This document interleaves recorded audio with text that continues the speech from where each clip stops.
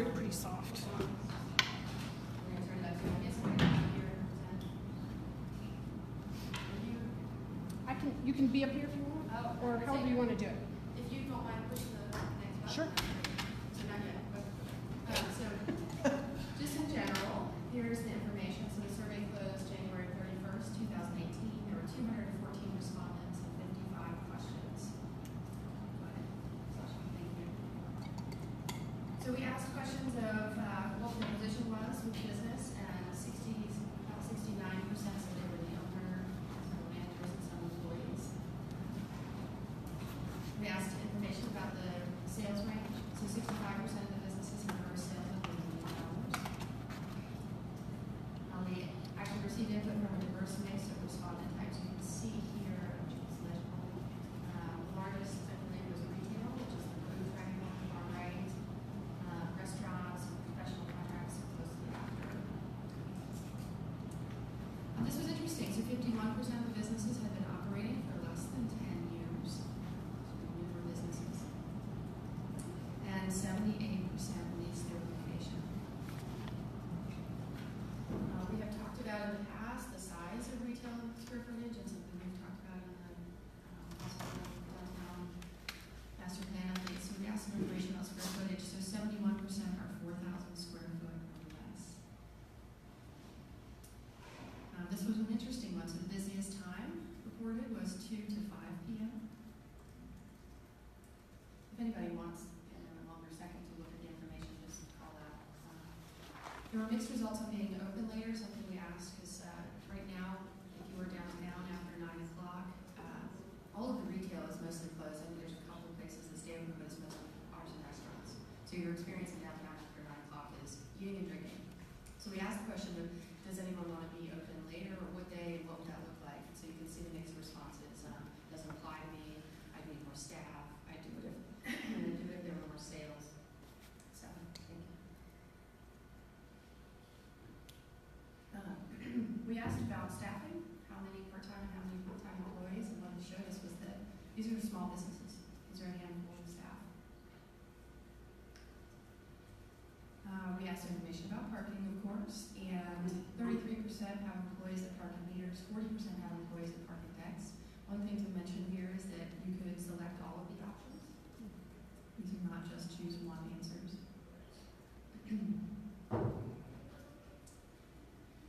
Does your staff arrive other ways than cars? The majority said no. 47% said no. How many employees take public transportation to work? You know, there might be some education and messaging around this to help work on this issue, but 72% said no public transportation. The busiest months of the year, we probably could have guessed this, but October followed by July and then December, building up to it throughout the year. Busiest day of the week, we noticed that Sunday was down. We've been, the local living economy group, we've been talking about how that might be something we could educate people on, or create something like a Go Local Day. It's also the only day in downtown that the meters are free for now. So yeah, Friday, Saturday, pretty good. How many employees live in downtown? Very few and none were the good answers. We did not ask why. How would you characterize your business's activity level? So this is interesting.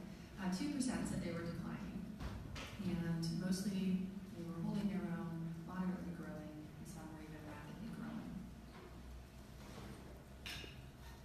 Which description best characterizes your plans for the next 18 months? Half of them had no plans to change. About 20% were planning to expand operations, and about 27% were planning on hiring or planning to hire. Some new job growth. We asked about customers. So again, you could choose, you can only choose one on this. So it was locals, tourists, a mixture, most from out of town. So we have some contract companies that answered most from out of town. But a mix of customers was generally the answer. Where do your customers park? So a big response there for they can't find parking, they use parking decks, and they use metered spaces.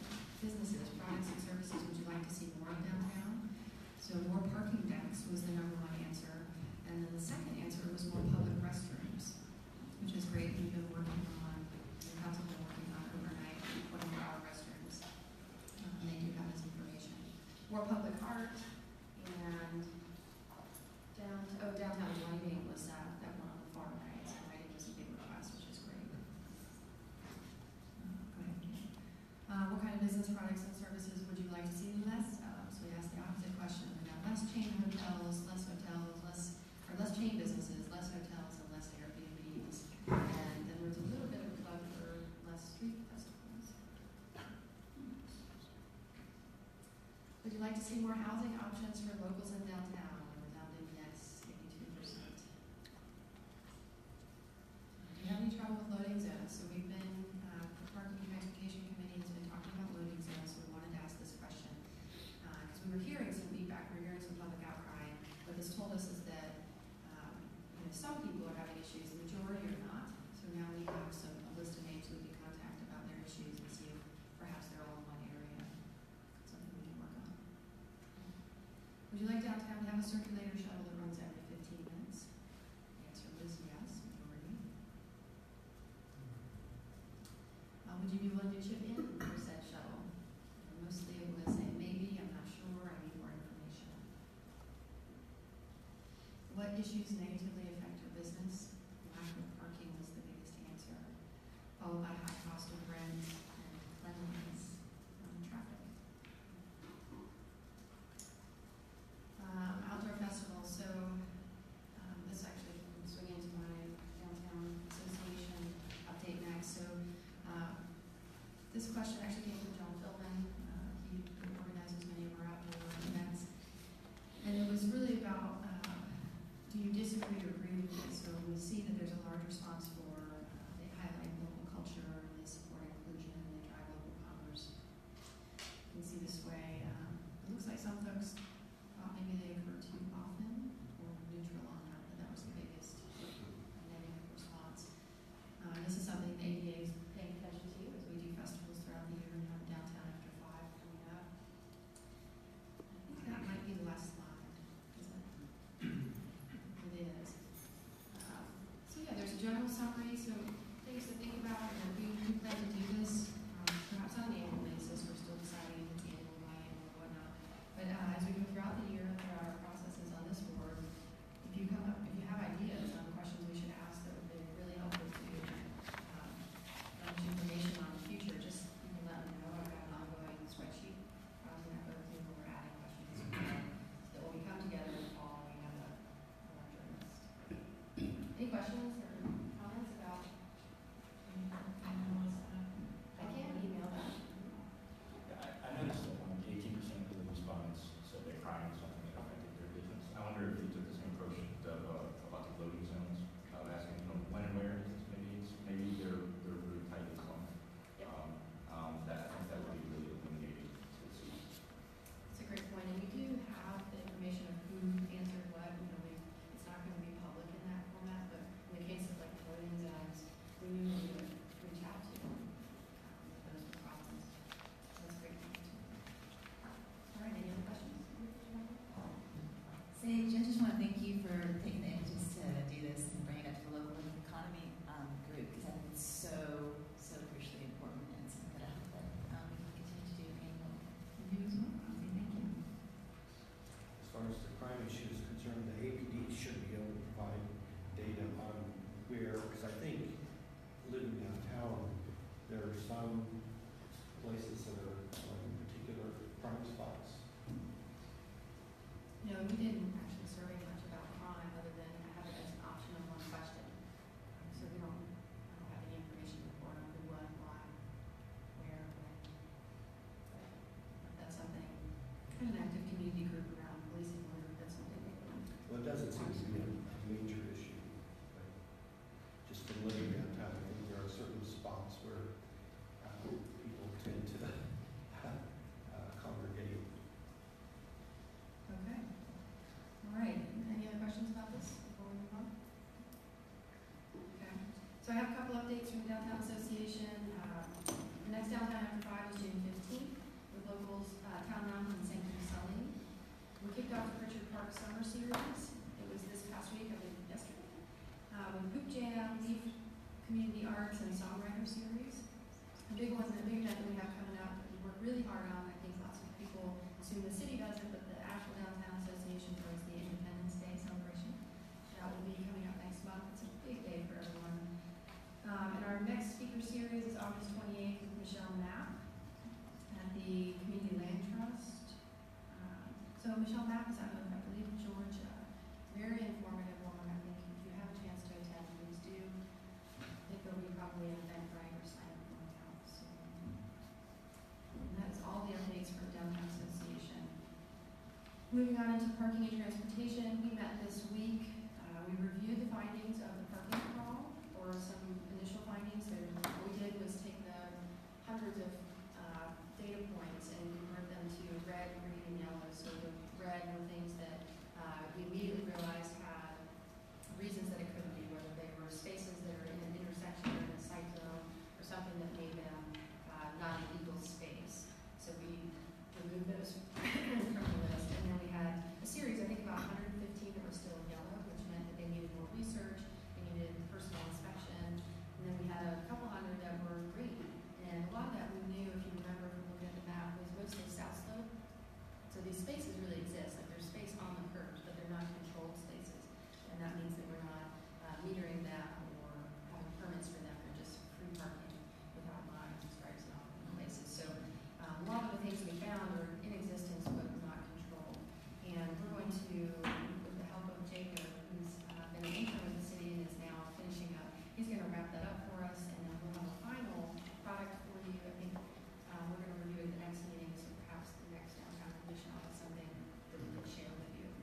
All in all, though, it was a great exercise, and I want to make sure we thank staff for allowing some volunteers to come up with a crazy idea and to go out and do it and implement it and take their time to work with us on it. So it's a great thing. Other than that, we sat down to say, what are the next big things we want to focus on, since we're a relatively new committee. We've only been together for a year, and it sounds like we're going to try and tackle this loading zone issue. Not really an issue, but we haven't looked at loading zones in a long time with fresh eyes. So we're going to sit down and look at how many we have, what size they are, where they are, do we need them all? Is there some stakeholder input on maybe moving some or adding some? We don't really know, but we're going to start digging in. That would be the next thing you hear from us about. All right, living local economy. Fazli, you have an update for us? Yeah, so we did meet earlier, I guess in May, and we have our next meeting this upcoming Monday at 1:30 at the Downtown Association offices. The last meeting was mostly taken up by reviewing a statement regarding changing the first hour free parking on the decks. We submitted a suggestion to council. Thank you, Brian, for representing our point of view and voting for it not to change. However, it's my understanding that council did vote on changing that. And we did successfully launch the first Venture Local Fair on May 26th. And despite the intermittent rain, I feel like it was a big success. I think we really created a vibrant space there that kind of showed what we could do as far as a festival or a fair event there. So that was thanks to those who came out. Yeah, that is it. I do want to, I don't know, Dana, if you want to update us on the art at 68 Haywood? Sure, I will. That's one of my updates. Great. Thank you, Bronzy. I realized that we skipped over the approval of minutes, and then I'll stick it back in for new business. All right, anything from you, Stephen Lee, about design? Yes, we met on the 15th of May, and we had 3 items on the agenda. The first one was a return. This was the 3rd review of the large project being planned behind Central United Methodist, between the Methodist Church and Moulton County in the new parking garage, known as the Parisian Residences. There are some significant changes, and it sounds like that they're still on track. They may be coming before the Downtown Commission next month. But I think the biggest discussion that took place was regarding facade and detailing and the need to consider views from other parts of downtown. It appears that the owner and team may be having to take this before City Council because of some changes to square footage per floor.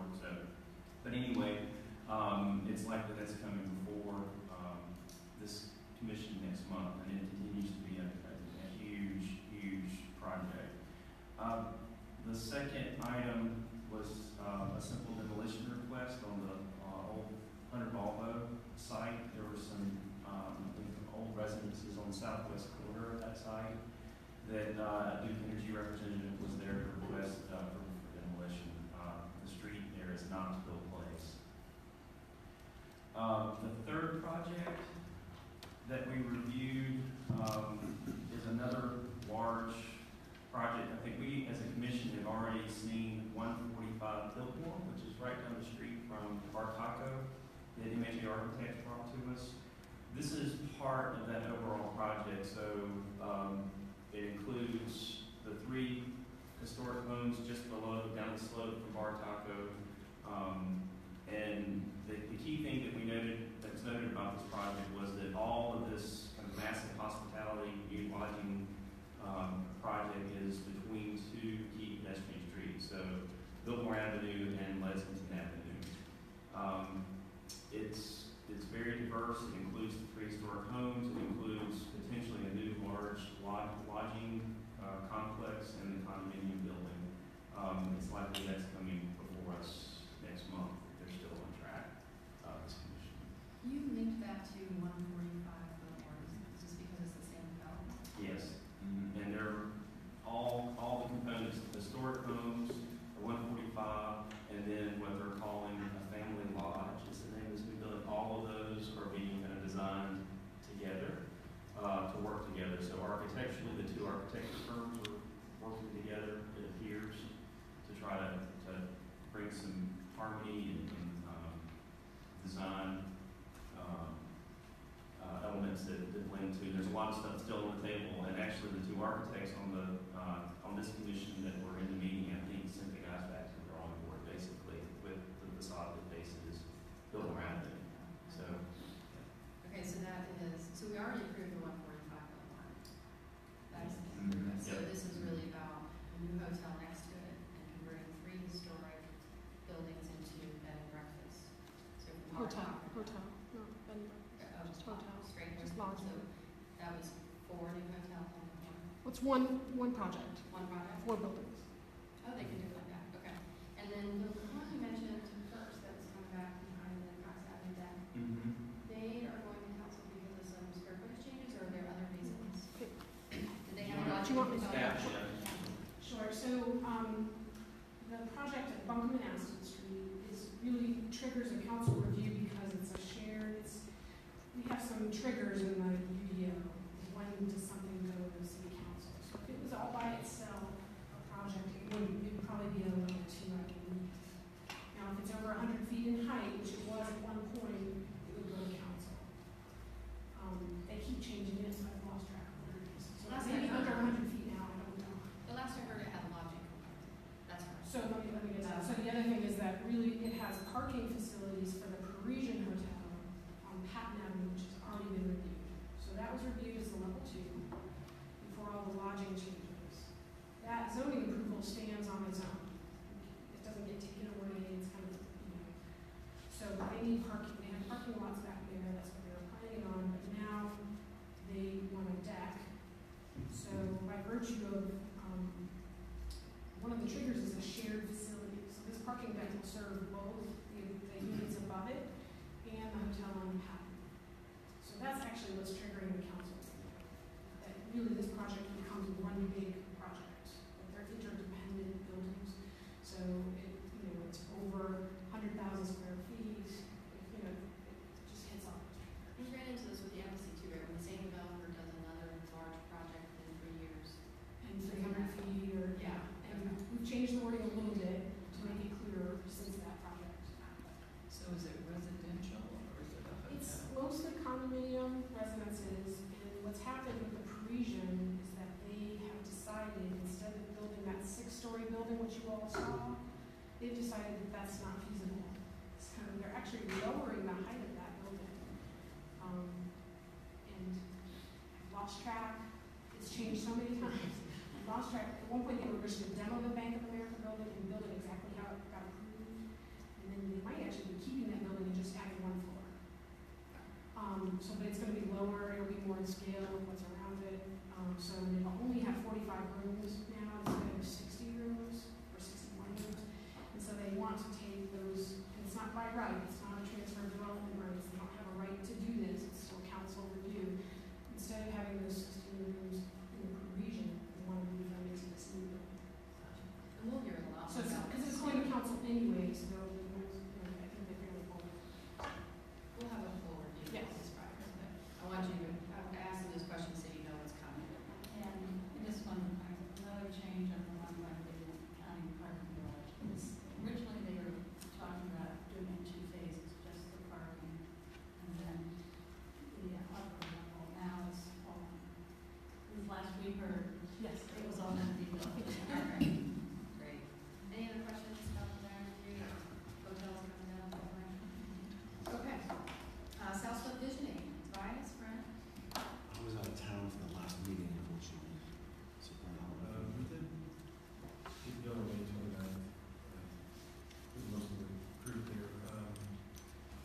David brings the plan every time, the kind of preliminary vision plan, South Slope, so I think that's really good. And also get comfortable. What's the core zone, how the transit's gonna work, and I think more times people see the colors and arrows. I think everyone's getting really comfortable with the direction of the vision plan, so we spent a little bit of time on that. But the majority of the meeting was looking at the preliminary options for Cox Avenue redevelopment and Lexington Avenue redevelopment, which are two really different streets, but some ideas on paper now that are public feedback, and they're all pretty exciting as far as like how much that street's going to transform firmly on every level. So that was the majority of the meeting, and then we kind of just generally talked about zoning, code issues for height in the area, transition areas, incentives, and then so I'll just sort of divide it up into, I guess, within a subcommittee sort of affordable housing, safety, economic development, code, public spaces. My pleasure. So I basically asked for help from the advisory committee as we, over the next month, really over the next 2 months, but starting in the next 2 weeks, but once we draft some sections, getting some help from the advisory committee, looking at what we draft, helping us have language or writing. And I had actually, with someone like Franzi, would be great on our local economy section. You know, I would open that opportunity to you all too. So it's just a great way for people to be involved without having to come to big meetings. You know, so it's not just your subcommittees, but you know, we can meet if we need to, but helping with language and goals and strategies. As part of the bigger plan, how does this work? So if there's talk about height limits, is this going to be wrapped up into one master plan that then goes through an approval process? It's a vision plan that goes to council for approval, but it doesn't change the UDO once it gets adopted. The actual implementation goes through the regular process of, have to go through public hearings and be more refined. What's Still general higher thinking level. on the height limit around? Or is it still out for debate? It is. I Okay. think, Okay. I don't want to scare anybody, but either way, I think property owners have a lot of height rights right now. So they sort of lose them. At the same time, neighborhoods around downtown are very concerned about height right next to their homes, reasonably so, right? So, and there's concern, and I'll talk a little bit about this when we get to the last section. Okay, great. Thank you. Thank you, Brad. All right, looks like you're up, Dana. Good morning, everyone. Beginning with South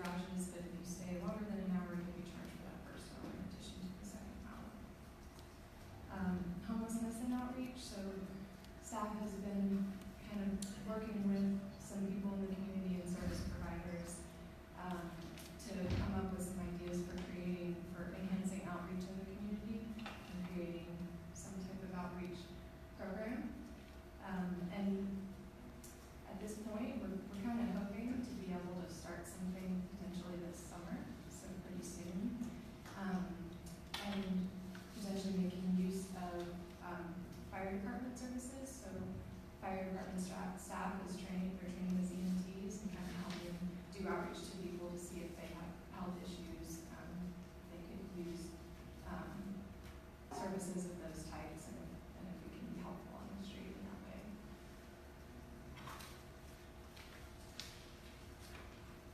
Let's see.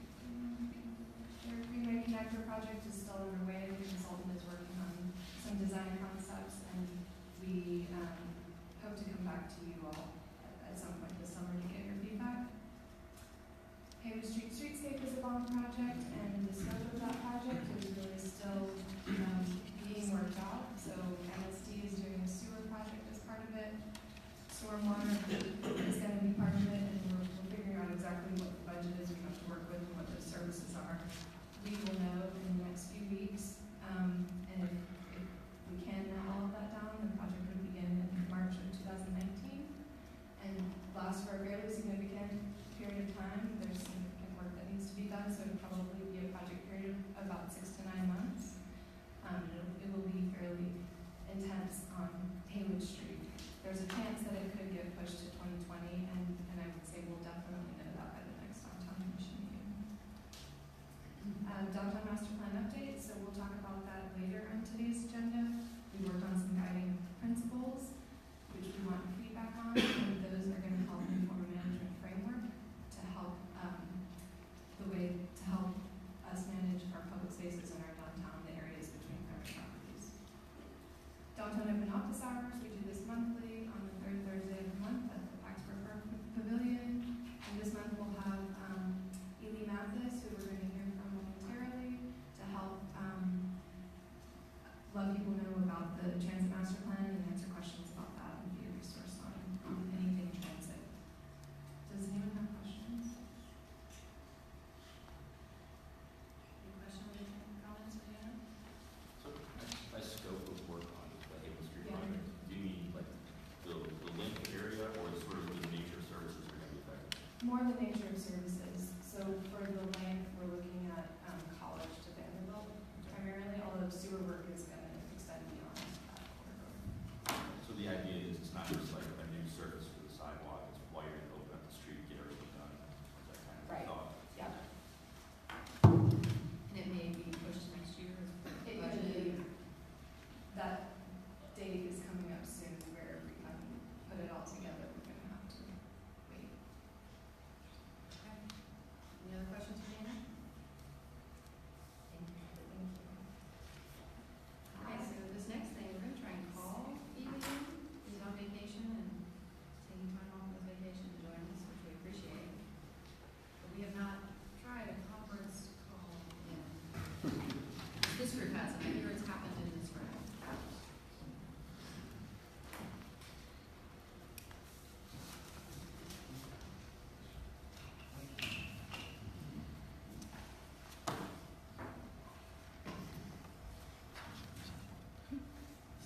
done.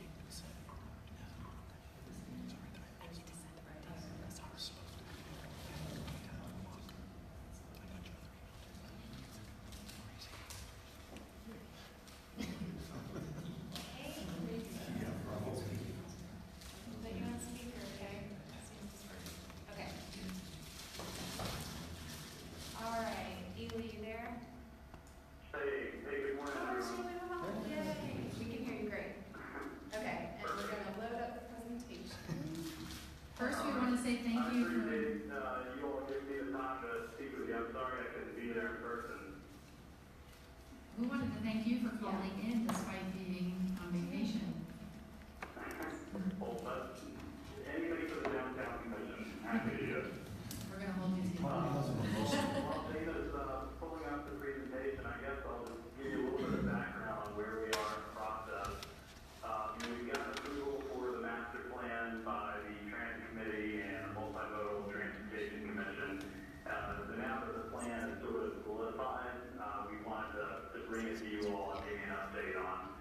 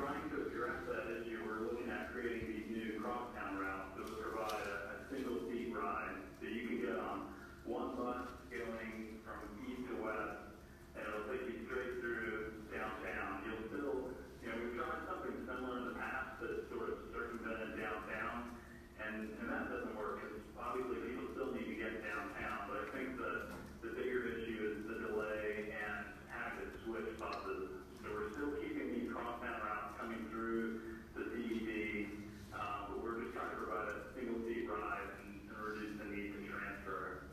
And Dan, you can switch to the next slide. Part of the way that we're able to make that work, because these buses, again, they're not going to go through the ARC station on every trip, and there's not going to be any kind of a layover there or bathroom facilities for the drivers, or transfer opportunities. So in order to provide all those things, we were looking at adding 2 transfer bus stops that would be at Pack Square Park.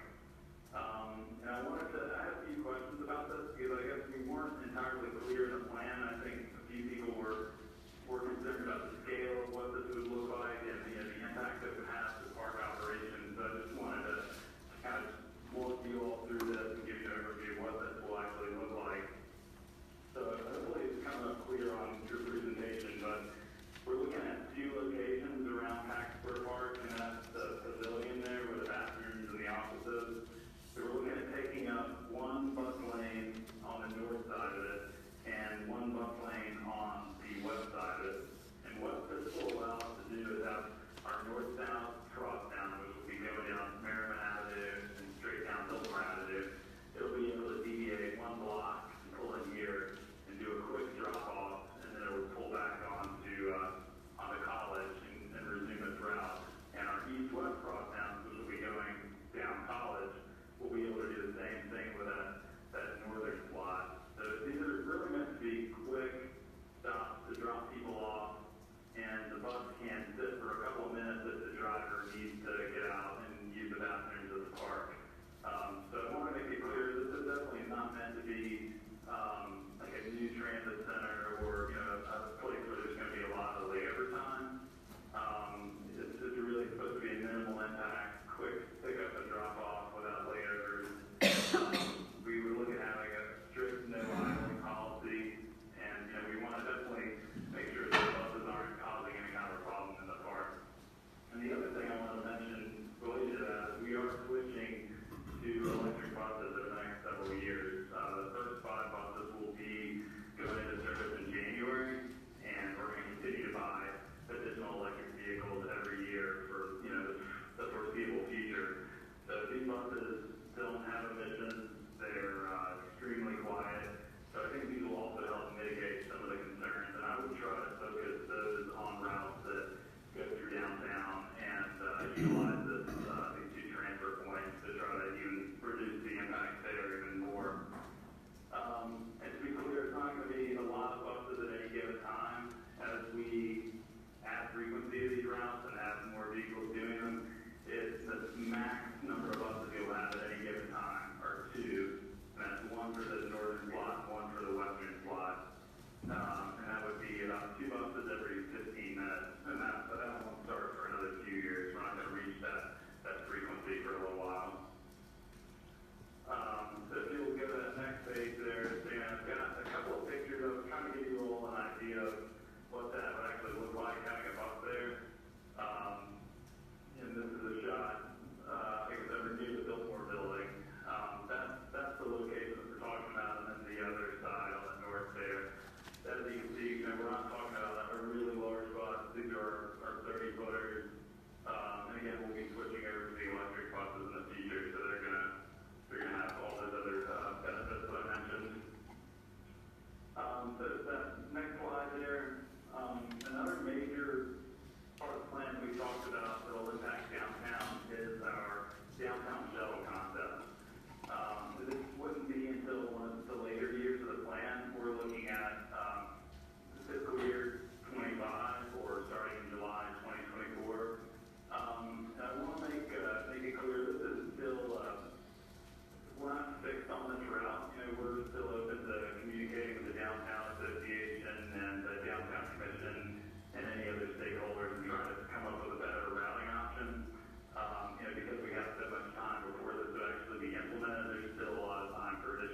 unleash and trying to redesign things.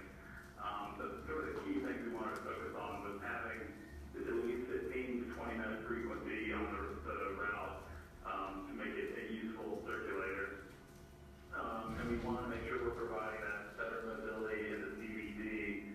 And this will actually have bigger impacts for the entire system too. You know, it's definitely a benefit to downtown and it's going to help downtown circulation. But what this will also do is help relieve some of the pressure on our buses that go out of downtown. So a lot of times people will get on at the station and maybe only take the bus, 3 or 4 blocks across downtown. So this would help put those shorter trips onto the downtown circulator and then allow our buses to go out of downtown to reduce some of the capacity issues there.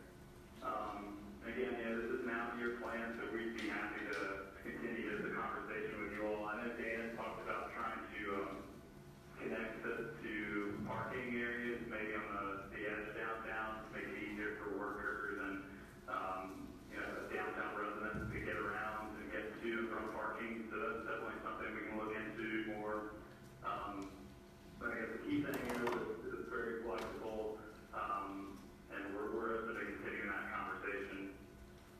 And Dan, if we have the last slide there, this is our timeline for the next couple of weeks. So like I said, Transit Committee and Multimodal Commission unanimously approved the plan last month. And the next steps are we're going to the Planning and Economic Development Committee for review of the draft plan. That's going to happen on Monday the 18th.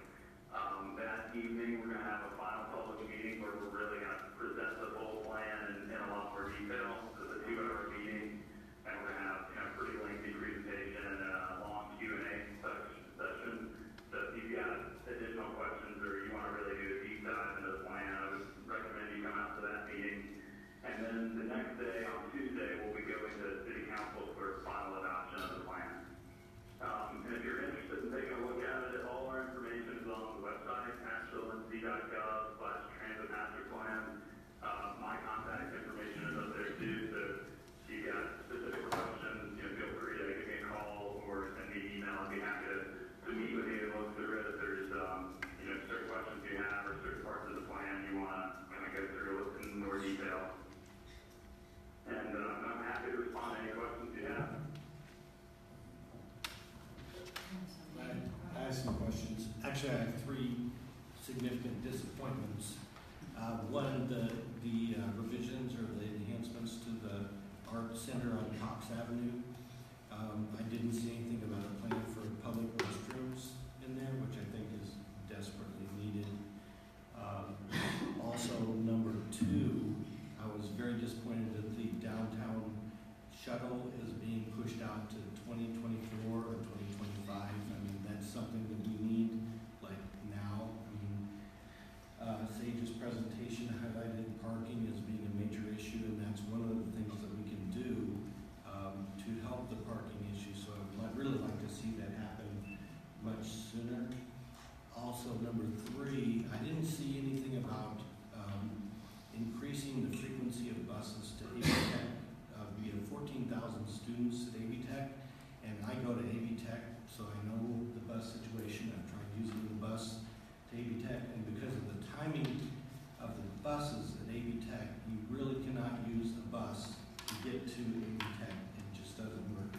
So if we had more frequent buses to AV Tech, I think you could increase the usage of the buses and help the AV Tech situation. A lot of those people don't have cars, so public transportation would be a benefit. So those are my 3 comments. And Dan, I might have to get you to repeat the first 2, but I think I caught most of the last question. But the risk to AV Tech is being increased. We're actually doubling the frequency of that route in the first year, which is we're looking at implementation at fiscal year 20. So we don't have a specific date. We're shooting for July 1 next year, but it may end up being closer to September. But we are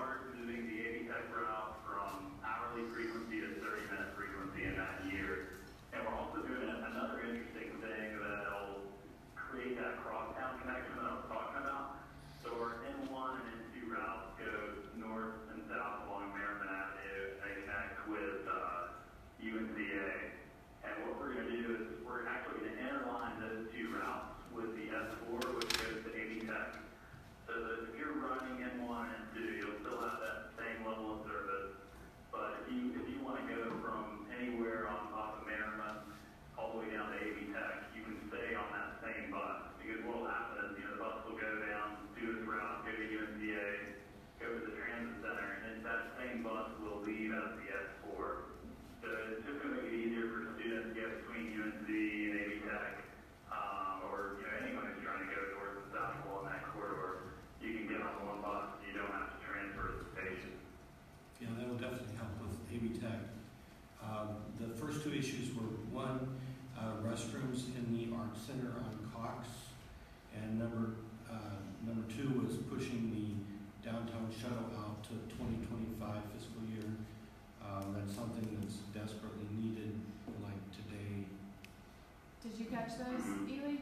It was going to be my question too, so perhaps we could ask it as a question.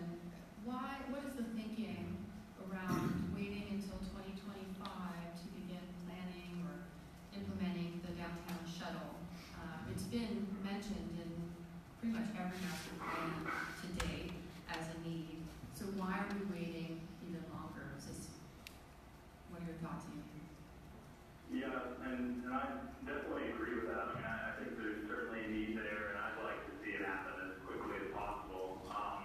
It's, through the outreach process, that was the feedback that we got, that there's other areas that need that service more quickly than downtown. And it's really just based on our phasing plan and the limited resources that we have. But having said that, if we do have, it turns out that we're going to have more funding available to us than what we're projecting in the plan, we will be able to accelerate some of these out-year improvements. And that's something that I want to make clear to the council when we present it. This is really based on, it's a pretty ambitious timeline for the amount of money and the amount of improvements that we're talking about. But if we suddenly come into additional funding, we can certainly move all this forward. And it's really at the discretion of council how quickly they want to move. So you have an opportunity to reach out to council, express that you wish that it was sooner. Thank And you. the question about the bathrooms, I'm not sure what, so we do have two public bathrooms at the art station right now. That renovation project we're working on, we're actually in the design phase of that. One that's probably the top goal we have for that project is improving the bathrooms and expanding them. Those are public bathrooms, anyone's able to use them. So hopefully once we get done with that renovation, we'll look at a lot of additional bathroom capacity, and it'll be a better standard than they are now. We're also looked at that project. We asked for some additional grant funding that would allow us to actually expand the footprint a little bit. We wanted to add on the western side of the facility, so the Asheville side, some additional restrooms there. Unfortunately, we didn't get the funding for that. So this project that's starting in January is just going to focus on the existing building. But we've got some rough design for some outdoor toilets. I think we took them from Portland. They're doing a similar thing. We're kind of like an open air toilet.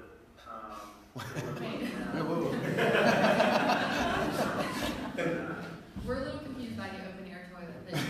That's called the woods. Maybe that's not the best way to describe it, but I'd be happy to help them. The document, Dana, she can share it with you, but it's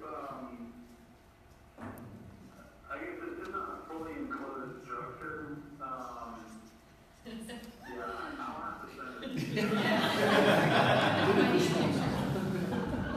Ian, what was the? My good thing is it would be easy to maintain, and there's facilities that we could leave open 24 hours too. It's not something that you have to have someone watching it all the time. So I think that would help a lot with the downtown bathroom issue in general, not just for transit. So that's something we're going to continue to pursue. If we can get additional funding for that, we can do it as a separate project in the future.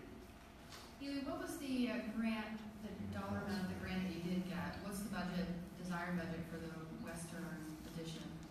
It didn't come through. I think with Dylan is in the room there, I'm pretty sure he has a better idea what that dollar amount is. I don't know off the top of my head. It would have been an extra $500,000. Okay, thank you, Bill. Okay. Just to mention, 24 access to the restrooms at 29 Haywood Street was funded in this upcoming budget. That's great. Okay, I know I have a few questions. Anybody else have a few questions? Okay, Ruth, and then to guys. I agree with Jane's questions also, but I did want to ask, will the restrooms at Paxford Park be open for bus riders? You mentioned bus drivers, but there was no mention of riders being able to use those restrooms at Paxford Park. They're for the public. Yeah. I think it's a Right, time, they maybe were served to time. the public now, I believe, that status was changed. Is the time that they're open changing at all? The hours? No. Maybe not as I currently don't planned. believe so. That's something, I'm not sure exactly what the time is now, that's something we would have to follow up on. I know we met with Roderick, who's the director of Parks and Rec, when we initially came up with this idea of trying to utilize that facility, and he was totally supportive of it. He said that facility is below capacity at this point, so there's no concerns about, being overused or something like that. But yeah, that's a good question. I don't know about the hours of operation. I'll have to follow up on that. Thank you. Any advice? My question is just about the timing that's listed on the timeline. The last public meeting is less than 24 hours from the ask for final approval by council. So I'm just wondering, is that public meeting seeking input or just telling the public? Because that is not a lot of time to incorporate any new comments. Did you catch that, Ian? I did, yeah. At this point in the process, we've had a number of public meetings, and the plan's changed it many times, and we've kind of continued to put out new versions and make revisions. So at this point, we're really just presenting the draft final as it stands before it goes to council. This is really just informational. I mean, obviously, if we get additional public feedback that's new or something we haven't heard before, we can still make recommendations to council. And council can still modify anything they want to with the plan.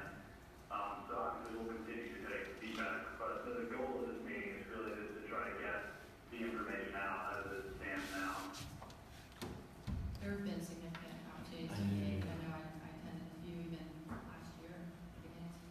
Thank you. I have a few questions. So the new bus that's not transferred around Pack Square by the bathrooms, are those parking spaces where those buses were outlined being permanently pulled and for bus lanes? That's the plan. Dan, if you could switch back to that slide, we're looking at about 3 spaces on the northern side there, and that would be the full extent of it that would be lost. And, that was one concern that was brought up before. I definitely understand that concern. I know we don't want to lose any kind of street parking if we can avoid it. But I would point out that having this improved system is going to make it a lot easier for people to get into downtown. I think that's more than going to make up for the loss of these 3 spaces. And that's not to discount their importance. But we would be looking at taking away 3 parking spaces permanently for this bus pull-out lane on the north side. The one on the left side is not actually, those aren't parking spaces that's utilized by park vehicles when they're doing maintenance. Right. So one of the things we've been talking about with the loading zones coming up for review is whether or not they need to remain loading zones at all hours of the day. There's some idea that maybe at 5 o'clock they don't need to be loading zones anymore, they can be parked. Is there some potential for these spaces to have the same thing? Are these crosstown buses going to be using that space? Clearly we don't run buses 24 hours a day, but is there a point in the day at which those spaces might be able to be public use? That's a good idea. I mean, these routes, our goal was to get all routes up until 10 p.m., so they would be used during most periods of the day. But as far as, anytime they're not being used, that's definitely something we can look at doing. Especially since the parking income is helping feed the transit budget, so things to consider. Absolutely. I am wondering if there's any discussion, especially now that these buses might park so close to City Hall. Is there any discussion in transit and multimodal about potentially free transit and free parking really for attending city meetings like the one we're in now? I know the county just adopted this. It came up at parking and transportation. Is that something you guys are talking about at all? That really wasn't something that came up during the plan for discounts for specific activities or specific events. We looked at more broadly having the system potentially go fare free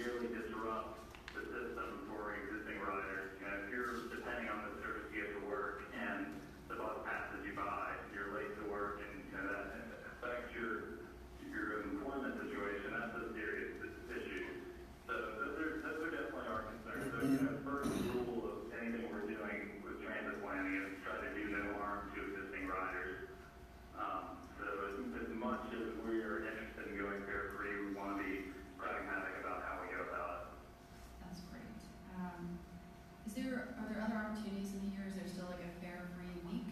There's an event that usually happens. Are there any other things going on around Fair Free in this plan? Not at this point, other than the weekend trial, although that's definitely something we can look at to, look at it, maybe a Fair Free month to test it out. We did something similar years ago before the system was overhauled.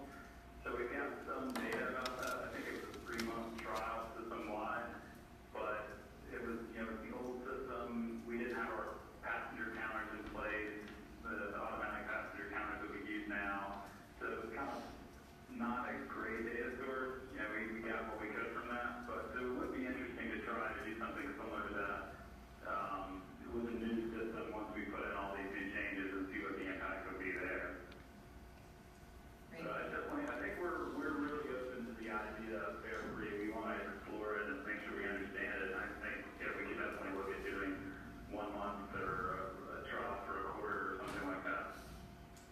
Great, thank you. I have one last question. Going back to the downtown shuttle, I'd like to encourage us all to talk more closely about this amongst the other committees, this board, the Parking and Transportation Committee. And I'm wondering if there are other opportunities that we could seek to push this up, possible relations with the CDB, or I'm not really sure, but right now I feel like there are several groups talking about it, but they're not all in the same room. So this is more of a comment to you that maybe we should collaborate more. I would appreciate that as Parking and Transportation. I know it's something that we've been really pushing for, and at this time, it's great to see it on a map, it's great to see it in a plan, it still feels really far away. But I'd be curious to hear more about what you thought it might cost, what kind of implementation schedule it might incur, and just kind of garnishing what you guys as a committee have flushed out so far. And maybe I could do that by contacting you directly and having you come to the Parking and Transportation meeting to discuss it or something. Yeah, absolutely. And I don't have the cost in front of me, but I can definitely get that information for you. I'll pass it along to Dana, and she can share it with you. And I'd be more than happy to meet with you all and continue the conversation. Like I was saying before, we could definitely advance this and move it up in the plan, especially if there's an outside organization that wanted to help partially fund this or fund the acquisition of the vehicle that we would need to do this route. That's a big part of the phasing strategy for this plan is our ability to acquire vehicles. So if there's an organization out there that can help put up the capital needed for that, that would be an excellent way to try to move this project forward. I have one quick question. Okay. At the park pavilion spot, the location of the crosstown buses, is there adequate dry shelter and seating for people waiting on the bus, even though there's going to be short waits? I think it was, I didn't hear that exactly, but was that asking about shelter at the Pack Square location? Yes. And seating. Right. At this time, we're not looking at actually installing bus shelters at those locations. We would just take advantage of the existing facilities there. Long term, as we see how this develops and what kind of ridership we're looking at, we could coordinate with you all on potentially putting in shelters there. I think at this point, though, we want to make the impact to the park as minimal as possible, and see what if the ridership is really solid and it warrants some additional shelters. At that point, we could kind of coordinate that with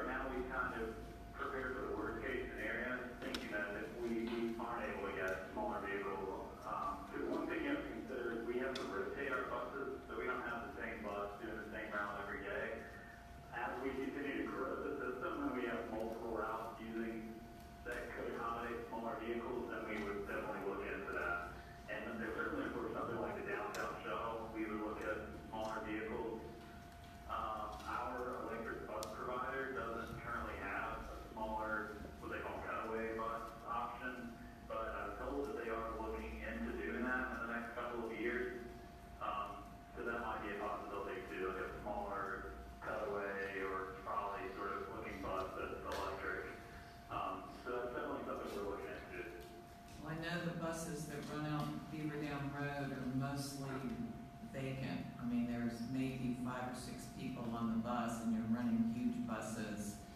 And it would seem that the bus system could save a lot of money if it was running smaller vehicles.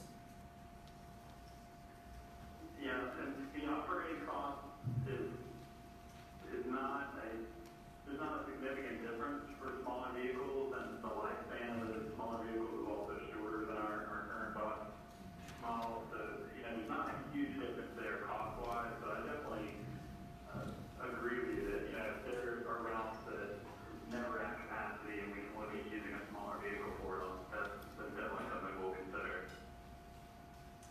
Any other comments or questions?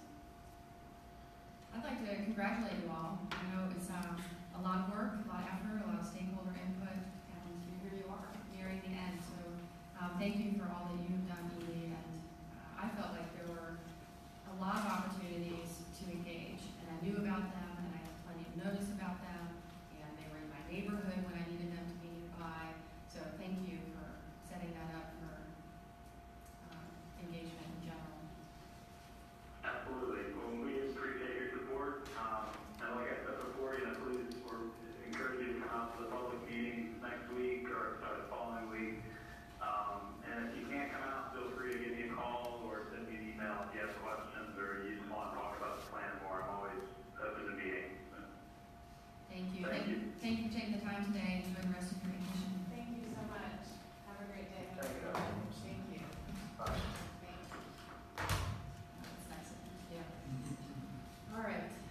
Everyone feel informed on the transit master plan? It's a big document. I would encourage you to read it. There's a lot of great things in there.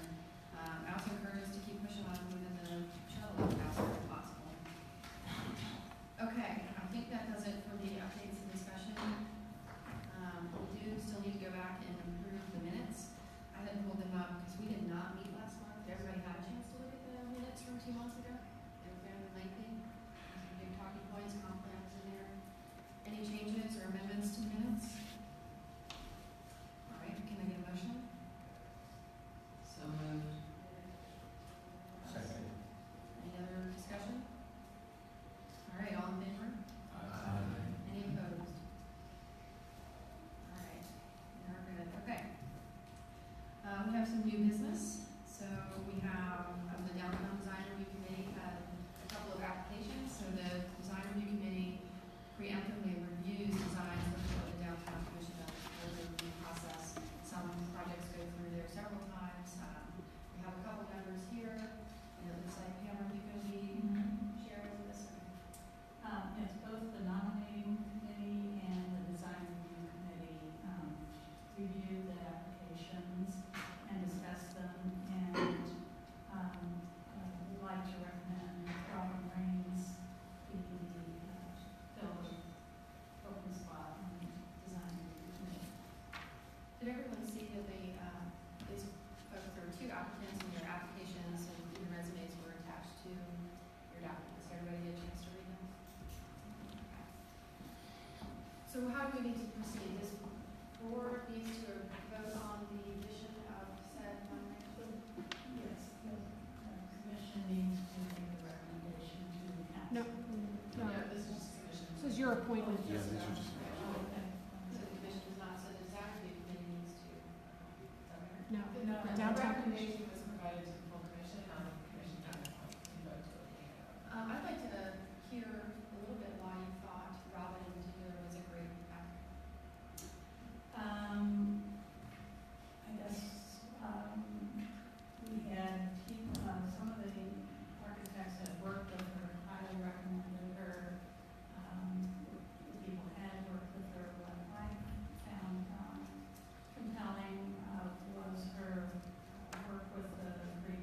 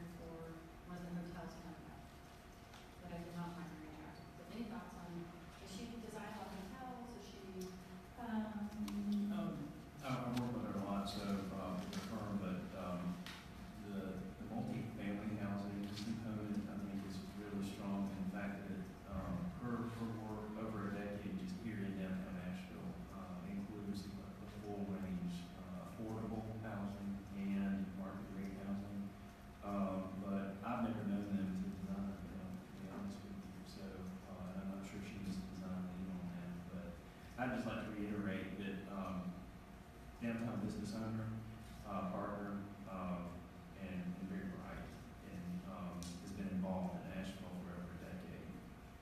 Thank you. Any other questions for anyone? Looks like from a resume that she was involved with the Windsor Boutique Hotel here in downtown. I know it's a smaller boutique hotel, but also the Grove Arcade. Ruth, do you have any experience with it? It was actually before my time there. She was working on it when she first moved here in 2002 and 2003, and I didn't start there until 2004. Okay. So, but I'm familiar with the firm, and Row House, and how much they worked on the Grove Arcade. So, you know, I have all respect for the firm that she works for. And then it was my understanding that Michael was going to. I think there was some application timeline confusion there. If you remember when we went to add folks to look at how to add another seat to the committee, there was an application period that we opened up. I'm not sure that we had always done it that way, but we formalized the process. And then there was a request to possibly extend it. So I thought that it had been extended, and Michael applied, and there was some deadline issues. Well, there was yeah, we thought it had been extended, so there was some confusion. It's moved at this point. But the other thing I will say is that the other applicant was someone that reached out to me several months ago about potentially applying to this commission as a member. And they work for Samsville Architecture. They were young and had a lot of information and great energy, and I think they'll probably come back around. So they may apply again for the design review or perhaps for downtown commission. So we hope we'll actually see that person. So that being said, it sounds like Robin is our obvious choice, and does anyone want to make a motion? The name just did. Okay. All right, how about a second? Any further discussion? These are 3-year terms, right? Yes. All right, all in favor? Any opposed? All right, we're welcome, Robin. She'll come right out of the gate with a bunch of hotels. Okay, next up, downtown master plan updates. This is exciting. Thank you, Commissioners. We came to you all earlier in the year when we described amending the downtown master plan with 3 new sections. The first of which would be developing guiding principles and operational improvements to manage downtown public space. And that's all the uses and activities and requests that we all share in the public right-of-way. So the staff management team for downtown has been kind of thinking this through. Typically what would happen in the past is someone has an outside dining request and a staff team would get together and just try to make a good decision.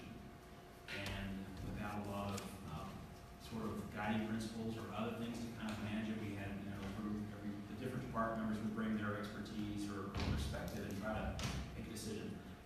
This first section I was trying to make it a little clearer for everyone, even the applicant, about what we'll be looking for, what we're trying to do.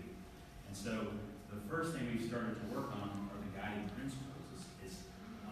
It's not rewriting the downtown master plan, it's just for this section of right-of-way, what are we trying to do in the right-of-way? And all the things that we're sharing in the right-of-way. And so we broke it down into basically an overall vision and other considerations. And the considerations including safety, access, welcoming environment, the public benefit of uses in that right-of-way, infrastructure, and then the staff approach to making decisions. And we provided that, and I don't know if everyone had a chance to see it, or I hope you did. Yeah. We have it printed out. I think we could add things if you feel like we missed something. We did hear from one member of the public who lives downtown and thought that it would not hurt to just reiterate that the whole downtown environment, a welcoming place, is for residents too, and that we always should be thinking in our work on housing options, and it's one of your goals, and of course affordable housing. So it doesn't always have a direct result in the right-of-way, but it's still a good thing to keep in mind as we're trying to keep downtown a livable environment for residents as well. So I don't know if we need to go over these one by one, but we'll certainly take any comments. Yeah. You guys want to?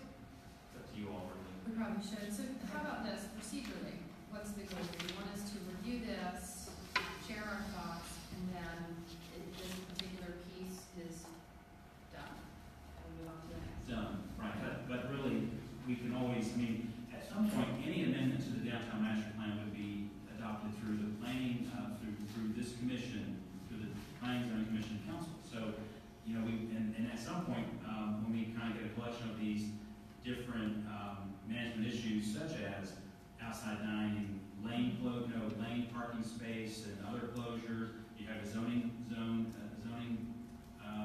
loading zone, issues, and just the myriad of other things that happen in the right of way. It's a good chance we're going to need a public engagement component at your direction, really, kind of let everybody kind of see and think about this, and it'll be a lot to kind of understand, but it'll be helpful. So there'll be other opportunities to flesh this out or clarify, but this is our first step at this guiding principles. And I think what we're planning on doing is, as we work through specific issues such as outside dining, might be the first one, we'll bring it here, and so each month we'll have another update of several items, hopefully, and let you know where we're thinking, and see if we're all on the same page, and we can start, you know, kind of checking some things off the box, you know, in the general sense of not necessarily adopting, but kind of moving along our long list of things that happen right away that need to be addressed. I also noticed the lack of housing as almost its own bullet point here. And I'll remind us that when we had our visioning retreat for the downtown commission this year, I mean, it's January, we got together for hours to talk about what our goal was, what we would be proud to look back on this next couple years of our work. And that first thing was we wanted to be able to look back and see if there had been an explosion of residential population in downtown Asheville.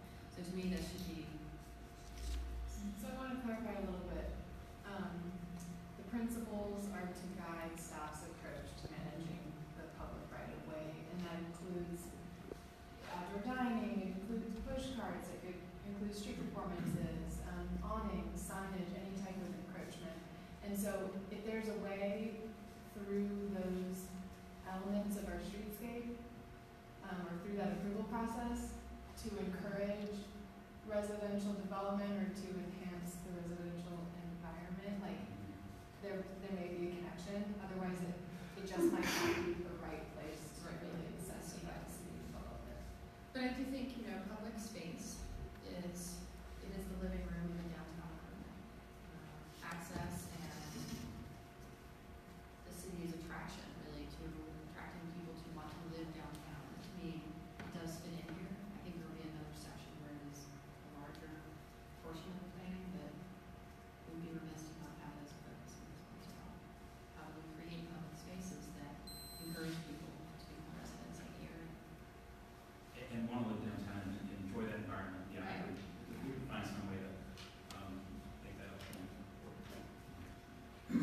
Yeah, maybe in the quality of life Yeah. section. So what, do you guys want to go section by section here? This is a big document. These are visionary statements that, as I said, are going to guide the framework for staff to work on next pieces and components. Do you want to go section by section and have Dana or Alan kind of elaborate? What would you like to do? Yes, okay, then yes. All right. So I'll start with the vision then. Downtown encompasses the spirit of Asheville, its vibrancy, character, and diversity of people and businesses, enrich the greater region and create opportunities for commerce, discovery, and fun.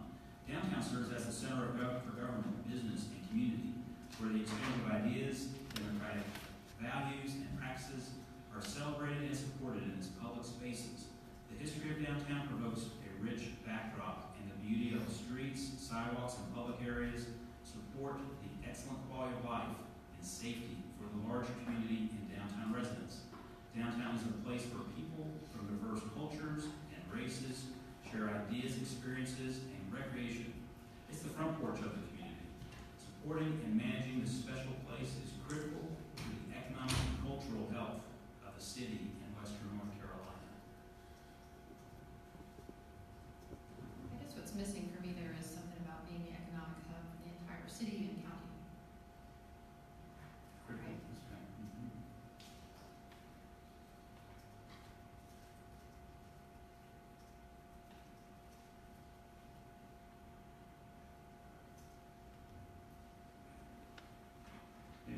Maybe under that first sentence, we could say its vibrancy, character, and diversity of people and businesses as the economic hub of the city and region, enrich the greater, well, maybe I don't have to say region twice, but enrich the greater region and create opportunities for commerce. What I'm getting at here The is that, last sentence also, I'm not sure that it's achieving what I'm trying to say, that, sometimes I think we forget as a community that downtown provides a huge portion of our property tax income. And I'd like to have us remind ourselves and the community of that throughout all of our meetings. You know, and I know it's saying cultural and economic. It says businesses. So, Yeah, but it's a significant source of city income. right, but really, That generates, that one supports it. yeah, I'm not sure what the correct word is, Okay. but that's what We it should take is. this into notes. Yeah, I don't We'll think work on it the makes sense, fixes, but yeah. I feel like that's a clear and missing piece for me. Okay, thank you. Great. And we can, by the way, too, of course, email us if you think something occurs to you. I mean, this is, like I said, this is not a document that's done or not. It's going to be a working document that we will continue to improve. So guiding principles for managing a public space. The first item we thought of was safety. Downtown should be safe. It should support safe mobility, including design for pedestrian and traffic safety.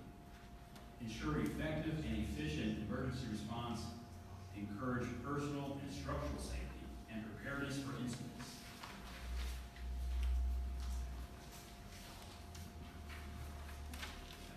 Any comments about safety here? Any quick bullet points? Downtown should be safe for everyone.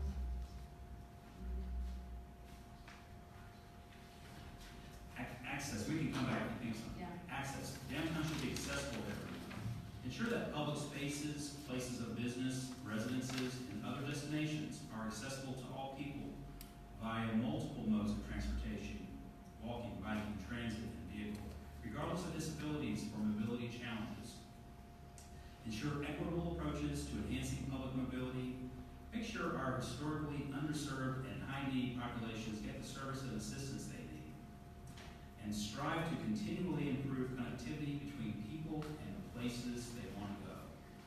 Access.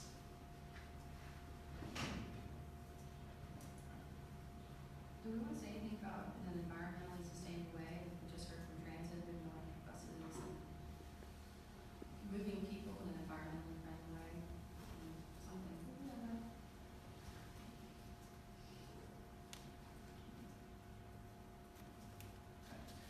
Welcoming.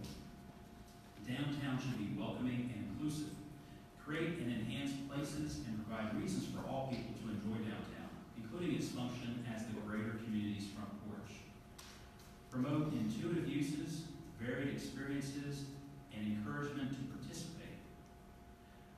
Support diversified businesses, economy, and culture with an emphasis on local and independently owned.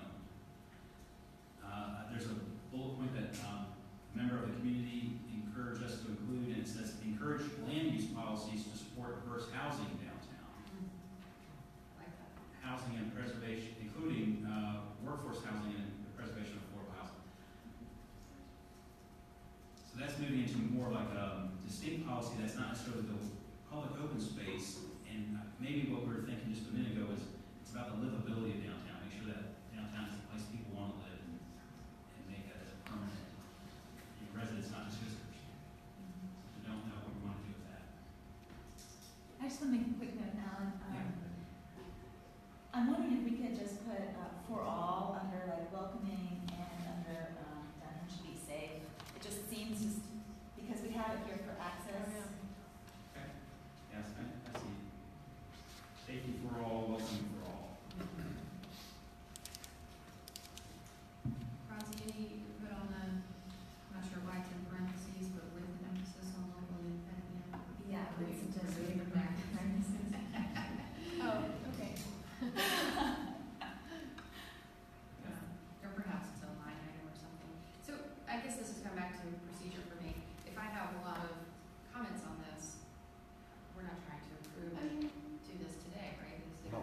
we could come Work in back to you progress. with another one if you guys want. I mean, we'll continue to work on Yeah. building out a framework based on these, but we can make adjustments. Keep moving forward. Yeah. We're happy to make this better. Public benefit and quality of life. Downtown should enhance the quality of life for all city residents and the general public. Prioritize the use of public space for public benefit and carefully manage private requests for use of public space that primarily benefits private interests. Manage compatible appropriate uses and programs on public space to ensure maintenance of a high quality of life. Preserve open space, provide natural beauty, and expand quality public spaces. Support high quality experiences. Minimize negative impacts to businesses and residents within and outside of downtown. Encourage shared responsibilities among public and private entities. What's missing for me in some of these, preserve open space, support high quality experiences, manage uses, is some kind of statement that says in a fiscally responsible manner. I mean, this is, we want all the things.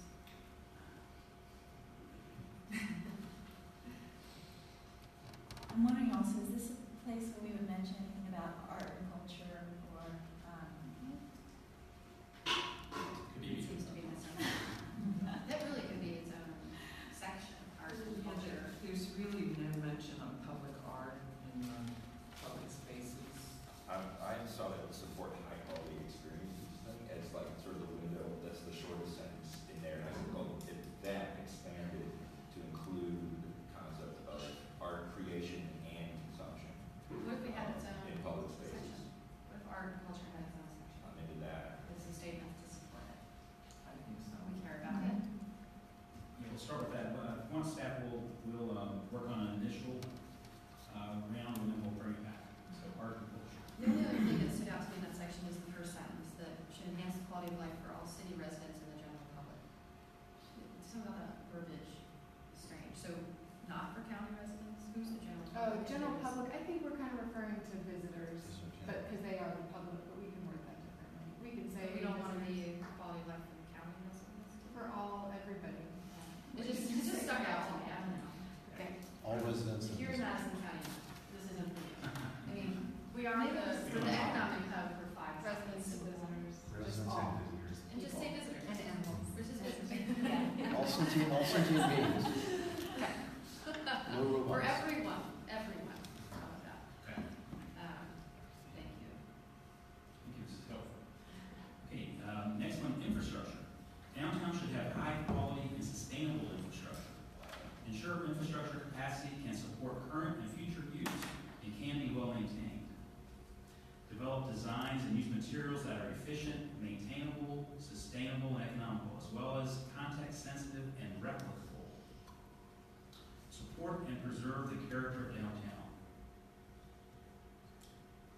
Oh, I'm trying to think of a creative way, have parking decks in there. Wouldn't that be an access? It's on private property. Yeah, Right away. it's almost like an economic statement, but I'll, Structure issue. yeah, I'll think on Yeah, it. you can think on it. Yeah. Wouldn't this be an appropriate place to say, celebrate the small and intimate places of downtown?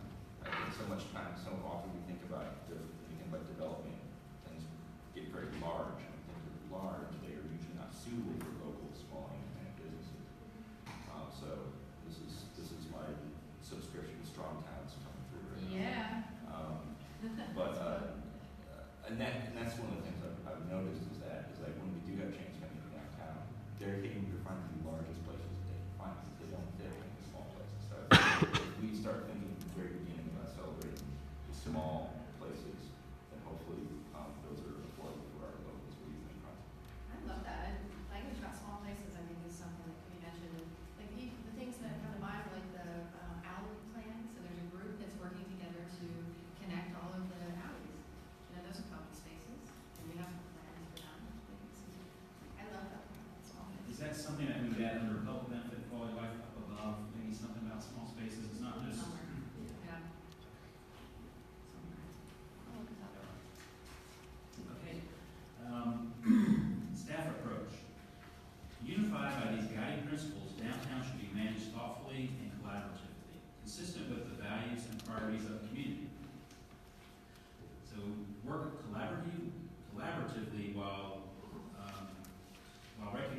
impacts and responsibilities across departments.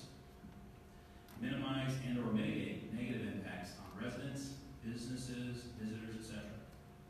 Collaborate with stakeholders and strengthen partnerships to achieve common goals and in order to ensure positive impacts.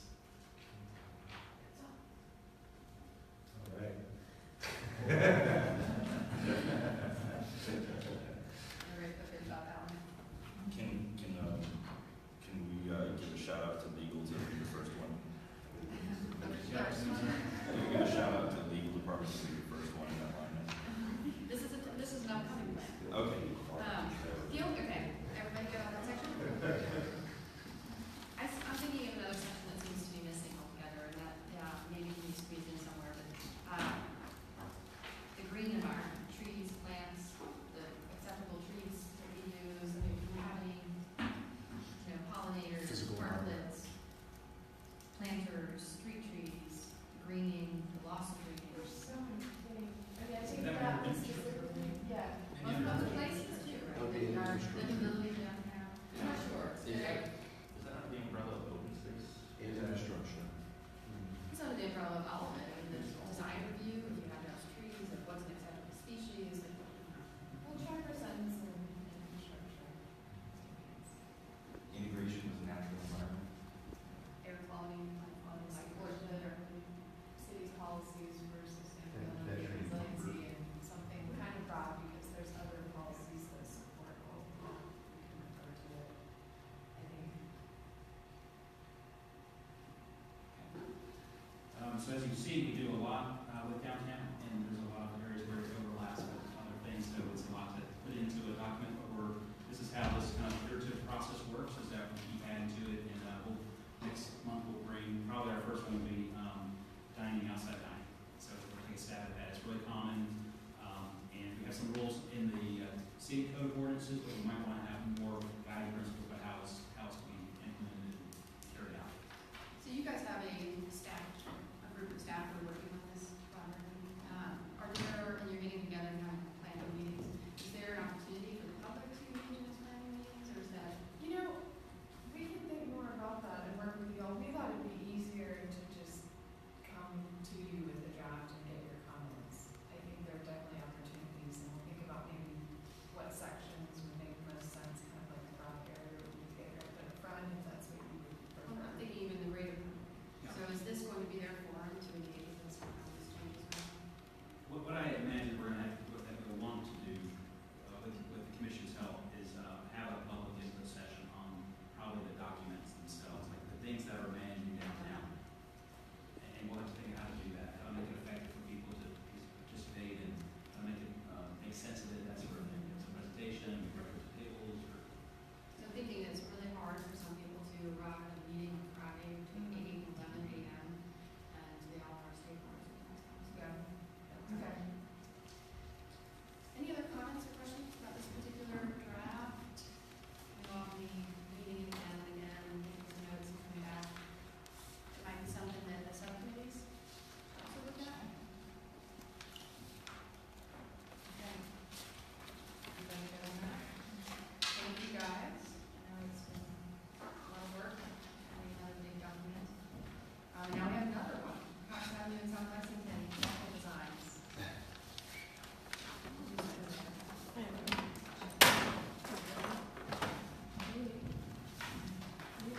Can I get a little nod from folks in the audience, if there are some public comments to be made, Jeff, is anybody here to speak about anything? Just look at time.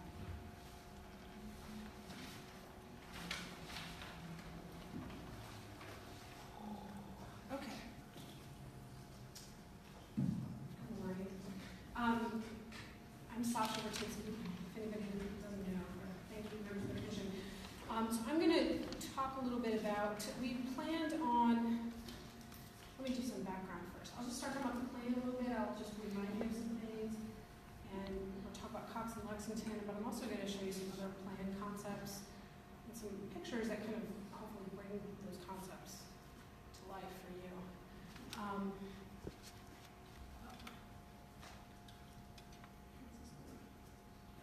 Okay, well, just have to do this. So just as a reminder, our study area is kind of coming from Hilliard south, and the southern end goes all the way to Choctaw. Most of this land is commercially zoned. There might be a couple of small residential parcels near Aston Park, but for the most part, this is CBD zoning. There's some office business, regional business, institutional zoning.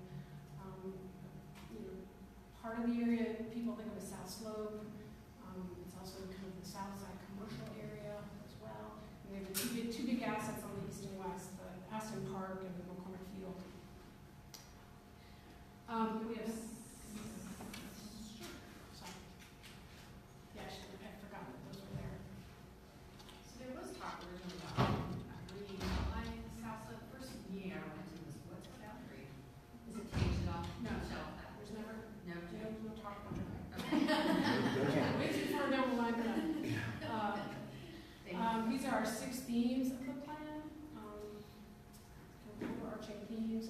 Obviously, history and equity are really important in all of these areas, and will kind of be a big part of that plan as well.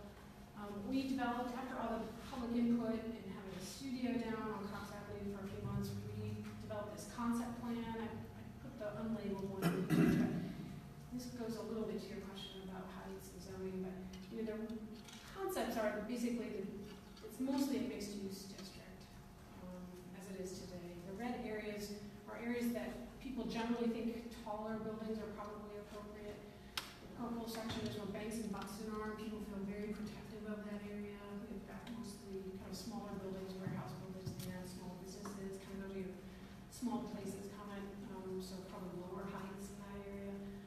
The very light yellow areas are areas that abut neighborhoods. There's a lot of sensitivity to that, and those neighborhoods participate heavily in this process so far.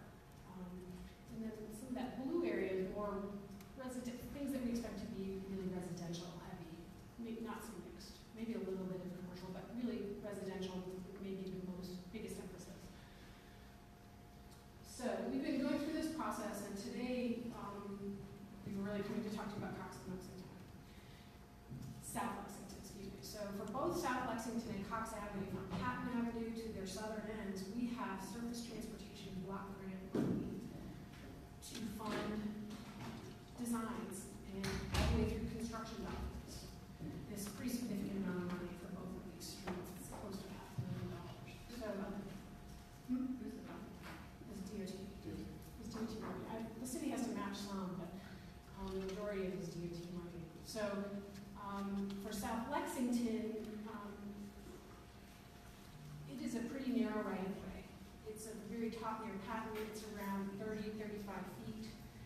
And I have David Hazard here, who's our urban designer. So if you all have questions, I don't know. He's the designer. He's actually done these drawings for us. As it goes south of Hilliard, it opens up more. There's actually opportunity for on-street parking. Our biggest goal in Lexington is really having sidewalks. Because we're missing sidewalks, right, in some places, and making this a more walkable street. We're actually meeting next week in the evening with condo owners from Lexington Station and also some other property and business owners that are down South Lexington. It's not all-encompassing meeting. How this will work is when we go out for an RFQ, we find a designer, we hire them. They will do a certain percentage of drawings, like 30% drawing, meaning it's not all the way done. And then we'll probably get, we'll bring it out to the public and see what we think. So, yeah, so South Lexington is nothing really huge, nothing earth-shattering because it is so narrow. We do have that angled parking by Lexington Station, which is really non-standard parking because it's, if you think about the length of those spaces, they're 11 or 12 feet long, when really a standard one is like, I think, 18 or 19 feet. So what ends up happening is people park so far forward, their cars over the sidewalk. So when you're walking down, you're kind of dodging those cars.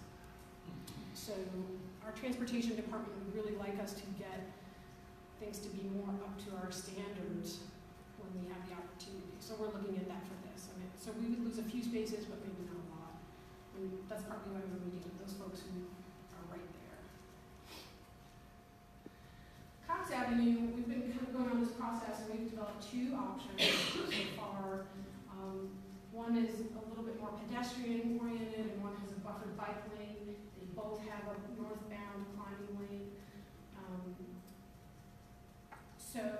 there's a tactical urbanism project going on Cox Avenue. And Asheville Bikes, Blue Bicycle Club, and AARP kind of came together and have some significant funding to really look at doing some kind of tactical urbanism project. Tactical urbanism, which I've never really tried to explain to people before, and school is here, he can help us if we need it.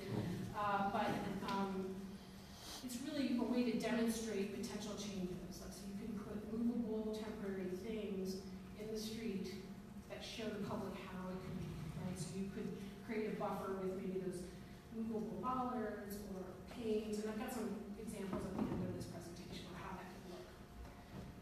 They are working on Cox Avenue. We kind of knew this going along, and we've been kind of going on our own trajectories, but we're going to merge these two projects, and I think their project is really going to help us further refine these designs. So we know there's enough bureaucracy that happens when we work with DOT. We try to get contracts approved and all that. You might not be surprised. You always think you're going to get something going, and they hold up a signature for 4 months. So we think it'll work out. We can dovetail these processes. And so what's really important for us is that people show up at this public workshop on June 21st. We'll come back to that. But just to talk really briefly, some of the input we got was really, obviously pedestrian environment in the South Slope is lacking, especially when we're lacking sidewalks, or we have super narrow sidewalks, or they're not in good shape, or the crosswalks aren't there, people are scared to cross streets. We heard that over and over and over. Especially for some big DOT intersections, which we don't have as much control over, right? Like Biltmore and South Side and South Charlotte, where they're just putting in some islands right now. South Side, Ashland McDowell intersection is a big one where there's like 5 lanes of traffic and there's no pedestrian signals. So this is option A that we have come up with, and it basically, and I tried to zoom in to some extent, but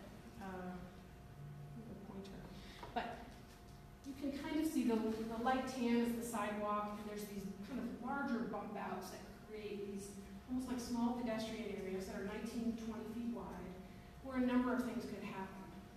Let's see, so you could have, maybe one area is for buskers, one area is for street furniture, one, I don't know, we don't know. It's just we're creating this kind of overarching vision, right? And in this plan, so in this plan, it actually maintains a lot of the on-street parking, and any plan we do, I think we will be looking at closing some of these driveways. On Cox Avenue, we have, I don't know, did you say 100, 150-foot driveways, maybe 200 feet long driveways. So, for a pedestrian, it's not great. Or there's car movement can happen anywhere, and you just have no reasonable, you can't expect where it's going to be. So, big part of pedestrian safety is closing and narrowing driveways, and that would just be bringing it up to standard. Can we do that, or does it have to change use or business? Because we caught that in the parking call too. Right. And I think, so we're going to make these designs. We're going to spend tons of money on the designs. We're going to spend tons of money on doing the street. These are big projects. It may take some negotiation with property owners and really working with them, and so that's a conversation we're starting to want to have with these property owners. And hopefully with this tactical urbanism project happening, we can also start having, at the same time as we're talking about these things with folks. So the other option that we've looked at is a buffered bike lane option. It does, because Cox Avenue is around 60, 65 feet, I think. So there are limits. The city's not planning on buying everybody's land and expanding the right of way. This option retains parking on the west side, but we kind of lose it on the east side. So that's the one of the downsides. And it also, I don't know if you can see those small numbers, but pedestrian, so the sidewalks stay at 11 feet for the most part, 10 or 11 feet up and down the street. Sasha, is that a 2-foot bike lane like she's trying to say? No, it's like a 5. The buffer concept is a 3-foot buffer. It would be probably, and these numbers are flexible, but it'd be a 6-foot bike lane. It's shown 8 foot there. That just depends on stormwater management. Generally, you don't want curb inlets and the gutter portion of your curb and gutter within that bike lane, so a lot of times you have to make them wider if it's adjacent to that curb, if you have a curb and gutter system. That's why that should be there. So I guess it's really so the cars don't. I don't know what is it. It could be any number of things, right? So it could be paint, it could be bollard, it could be planters. I think one concern we've come across working with city staff is that we want to maintain the bike lane, right? So we don't want a bunch of trash just kind of collecting in them. And we currently do not have equipment. We do not have like a 10-foot wide or 8-foot wide thing that could come sweep it. Our sweepers are much bigger. So, and then I have pictures. Let me keep going. So, here might be one example. This has on-street parking next to it. And here's what I want to say, is that today we were hoping to get input from you all on these two designs. We love it. But,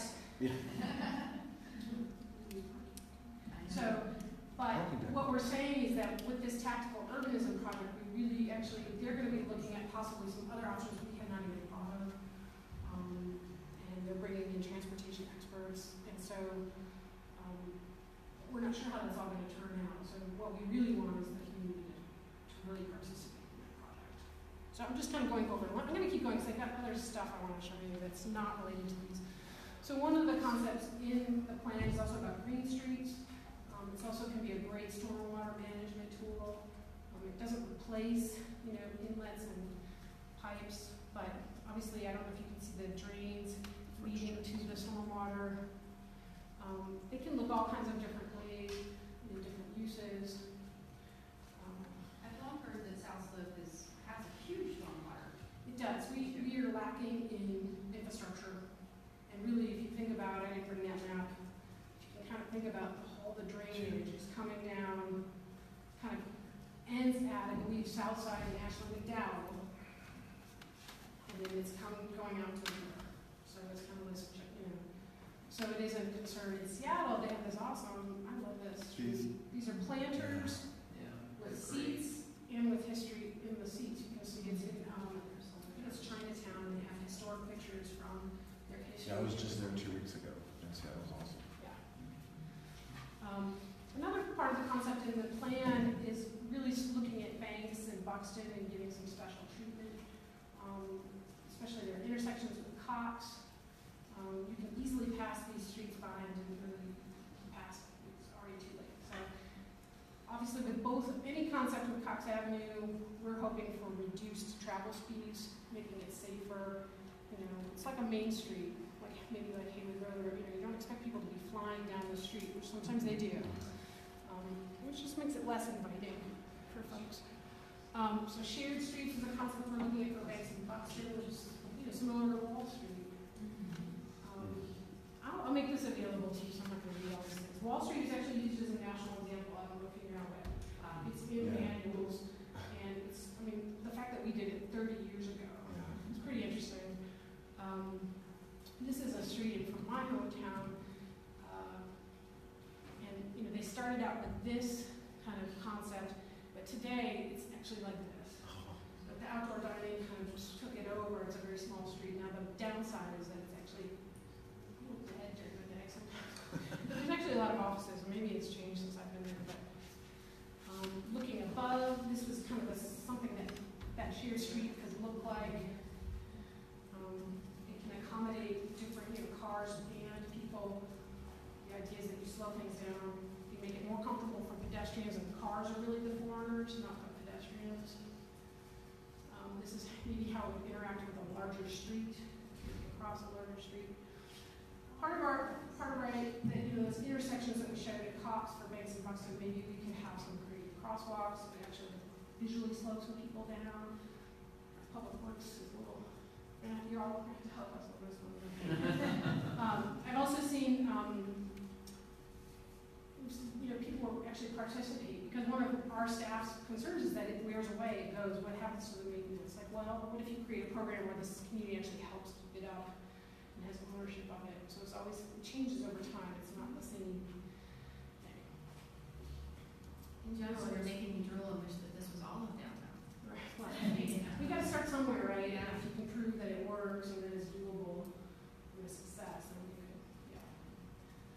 And I also somebody made the comment yesterday in a staff meeting that they wanted whatever this tactical urbanism ended up being was to be pretty. So I Like Mike. and Come on, I'm trying to move this forward. so I found some pictures of really like how does a curb extension look if that was what you chose to test. How could it possibly look? You know, this is just some ideas. But and there's also I didn't pick any pictures out. I think that's my last slide. But there's a lot that's been done. It's been all over. Mike is here in case you have any questions about that piece. Timeline, let's just talk about overall timeline. Over the next 2 months, we are drafting, as I said earlier, the South Slope Vision Plan. And we hope in August that we start kind of circulating that draft, you know, starting with you all in our advisory committee, and then in public meeting on that draft, and then starting to move towards adoption hopefully in the fall. Cox and Lexington are parts of our vision plan, but it's not. Tactical urbanism doesn't hold us up. It doesn't, you know, we have specific goals that will be in the plan. We have this RFQ process that we're hoping to move forward later this summer, and that will make its way to council, so that we can go find some folks to actually do it. And they could really work on. They could probably work on the Lexington design first, while we're doing this other stuff that Cox out here. So, any questions? We'll talk a lot. Very I try to make it It's awesome. I've got a question. On the Lexington, the document that I have in my packet, for the South Lexington, specifically where South Lexington and Church sort of. Yes. Did you predict this? This was going to Yes. be a thing. Okay, so you said Lexington, I was like, okay. then okay, cool. So there's an idea out there that we need to, today, Monday, I need to go sit with the property owner and look at. It's just an idea. It, you know, there's a kind of an sea of asphalt at the bottom of Lexington Church. And it doesn't function really well. It's very dangerous to navigate on. And actually the folks who are redeveloping JJ's Tire down there, or curves around the south side, I was talking to them in this meeting. They're wanting to pull their sidewalk out, and really, I think they'll help that corner some. But we have an idea about rearranging property lines. We don't have money to fund that, but if we did, and it might be partly a property swap with that property owner, and give them more developable land. I don't know, but we would love to see some green space. So we're looking for green space anywhere we can in the South Slope. I should say that. So. Well, I was super happy that was under consideration right there because that is so dysfunctional and just it doesn't help people get from one place to another very well. It doesn't invite you to go and investigate bucks in the banks. It doesn't terminate Church Street doesn't terminate very well into it. Yeah, that's when I saw that was under consideration. I was like, great. So it's not a promise. It's an idea. Well, I was happy. This is really exciting. Yeah. What So other? I have a question for you. So does this plan end at South Side? Is that where? No, it's a Choctaw. So Choctaw. Because actually, that street on McDowell between Choctaw and I think it's Hospital Drive is pretty bad also. I mean, from a pedestrian and biking. yes. point of view. Yeah, we don't go all the way to Hospital Drive. But if you're going to be putting bicycle, I ride down that street on my bicycle quite a bit, and you know it's actually not too bad until you get past Southside, and then it becomes really bad. Just wide and lots of Lots vehicles. of cars, Yeah, you know, it going gets like super wide. 90 miles an hour. Yes. I didn't mention this, but we have funding from DOT also to do an operational study, I think is what it's called, for Biltmore, Southside McDowell, and we're adding Ashland as kind of the feeder. So that's US 25 is Biltmore, Southside McDowell. Really limits what we can do. DOT is not, yes. So that study will look at issues like that. What is the feasibility of narrowing these lanes? So that is coming. So I have one question. The Asheville Bike Street, were they gonna start fresh or are they gonna build on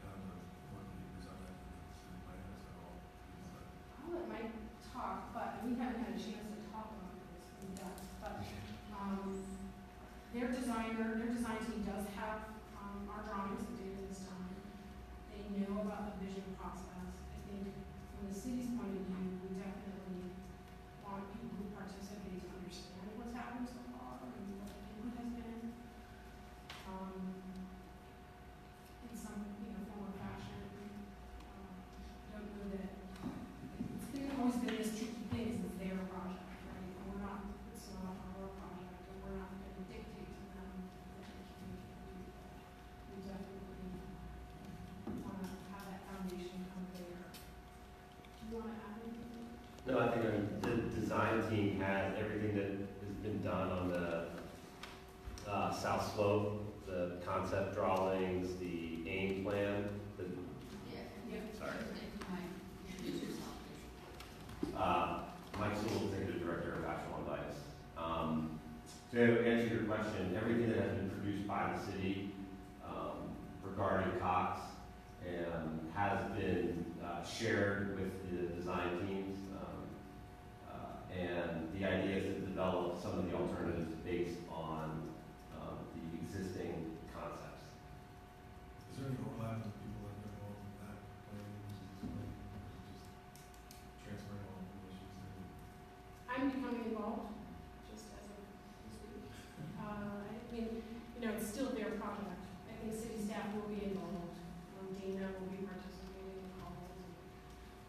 Yeah, Bill has been sitting in on our executive committee, if you will. He's been in all of our meetings. And please, the 21st, 6 to 8, 207 Cox Avenue, I'll send you an invite. But you'll see some of the alternatives as the first public workshop. And Brett, did you mean public participation? No, I guess what I'm getting at is like, I always try to get people to go to the South Slope meetings. Right. Like, I think the danger here is like, always seems like we're starting to learn. Right. So I think there's just some confusion out there about like, what's the path forward, how is this going to happen, all this stuff. Because, several years ago, the neighborhood association was kind of right, that was the South Slope committee, and that was another group. And so I think there's just more confusion about how the direction Let's is talk going about- to. Yeah, the way I'm kind of talking about it is it's a refining, with some extra help, some transportation experts to really look at some of these. Do you want to talk about the build process?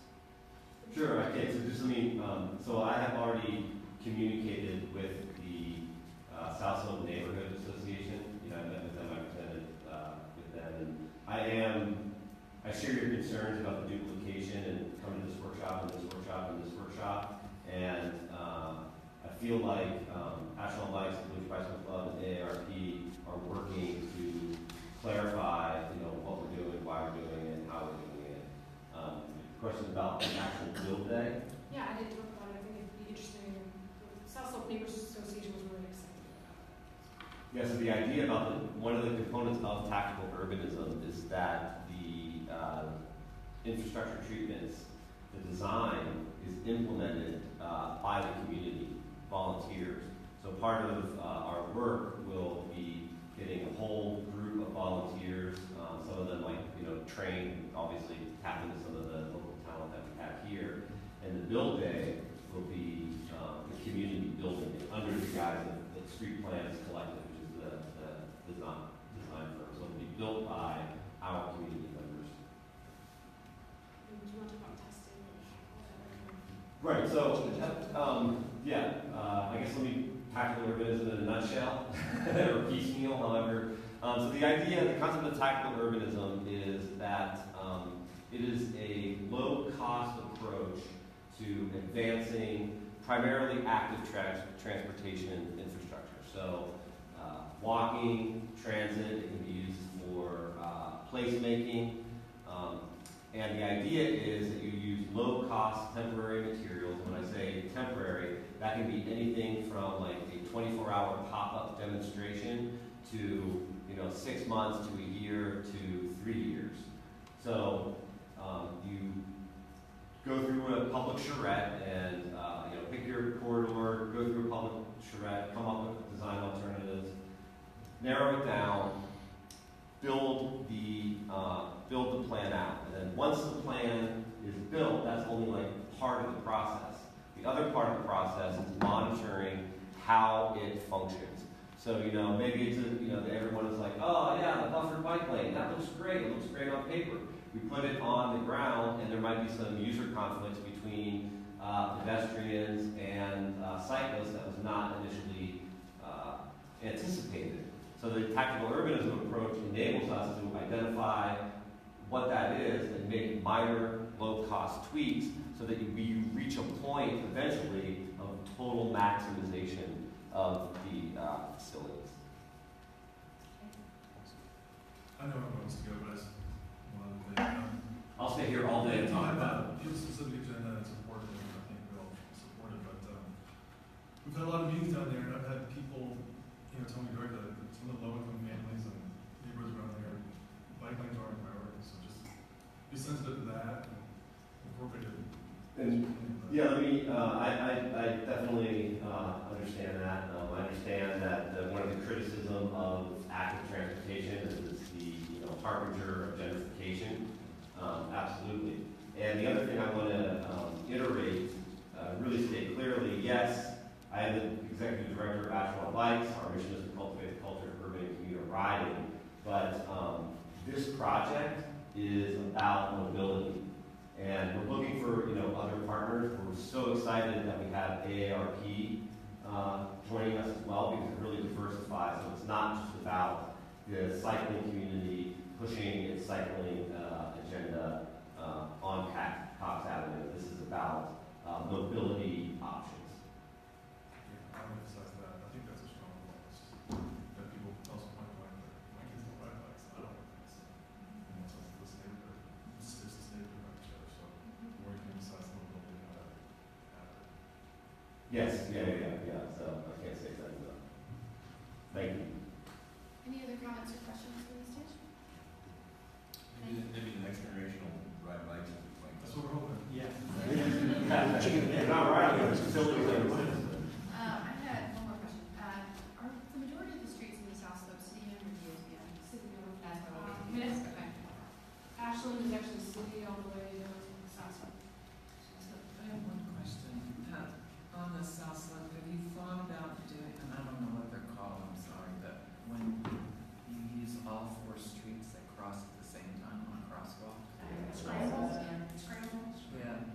Talked about it. I know supposedly, Brought it up the other day. I know it's supposed to be better for pedestrians, so I'm just hoping that you all will consider those. Okay.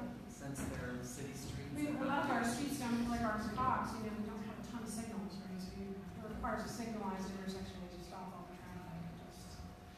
But it's definitely good. Especially since we have all those breweries down there. Walking urban. So one last comment about this and the previous item that we discussed. Now I really want a tactical urbanism point in our downtown master plan public space updates. Because this is great, and we can do these things in our urban core as well. And we kind of overlooked that one. I think that's more, it speaks to the fact that we need to actually settle with this document that came to us today. Think about it, think about what's missing. Think about it as you go throughout the city for the next month, and then let's come back with, we might be missing whole things like that. If there was an opportunity to do like a road trip and go to a seminar where that was being used, and maybe this is the opportunity right here in town to do it, but I think that would certainly help me as far as like vision. The downtown commission does have the ability to take a road trip once a year, and Dan had mentioned that, last year we combined efforts with the Riverfront Development Group and did a trip down to, Georgia. And they learned like you. And that's a great opportunity, we should potentially. I thought it was very helpful. In the Parking and Transportation Committee meeting, it came up that maybe we could combine sources and then local. Yeah. Maybe a fun combination. It really would. Seattle sounds good. So we have a budget.